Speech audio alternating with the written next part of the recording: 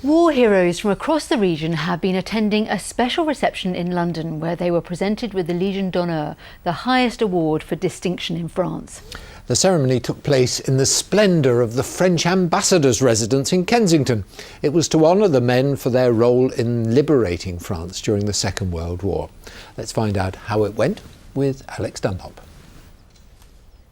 Well, this is the French ambassador's residence in the heart of London. They've all gone now, but just over an hour ago, 5 D-Day veterans from our region, 4 from Essex, 1 from Bedford, received this. And I have one here. This is France's highest distinction, the Chevalier de l'Ordre National de la Légion d'honneur. Quite a title, but quite an award. And it's only awarded for the acts of the utmost bravery. Ladies and gentlemen, on the 6th of June 2014, on the beach of Ouistreham, in the presence of Her Majesty... Well, the French ambassador Sylvie Berman pinned some of those medals on the veterans today. It really was a very moving occasion. Now, this is one of a number of ceremonies taking place across Britain since President Holden pledged 2 years ago on the 70th anniversary of D-Day to honour all British veterans who helped liberate France. Well, one of those here today was 93-year-old Charles Holden from Hockley in Essex. On D-Day, he was a 20-year-old naval gunner who faced the onslaught of German guns at Arromanches on that fateful day in June 1944. Charles Holden may be 93, but his memories of the D-Day landings are crystal clear. This is it. They're on the beach, plunging waist deep into the sea. He was a gunner on HMS Cutlass, a mothership from which 14 landing craft were launched off Sword Beach. Within minutes of dropping anchor, the ship came under fire from the air and the water. E-boats attacked us with torpedoes, 2 of which passed very close to us, one missing us in it, and a Norwegian destroyer which blew up, broke in half, and unfortunately saw all the sailors in the water an hour later.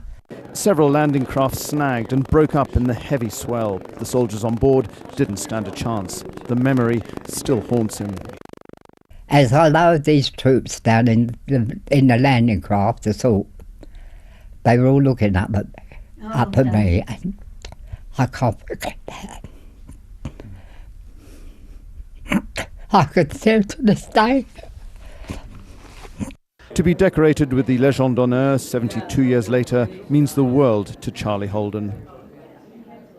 When I saw the medal, I was absolutely gobsmacked because it was so beautiful, and and being in solid silver, and for the French to go to all that trouble to give the remaining veterans that honour, I think is the most marvellous thing.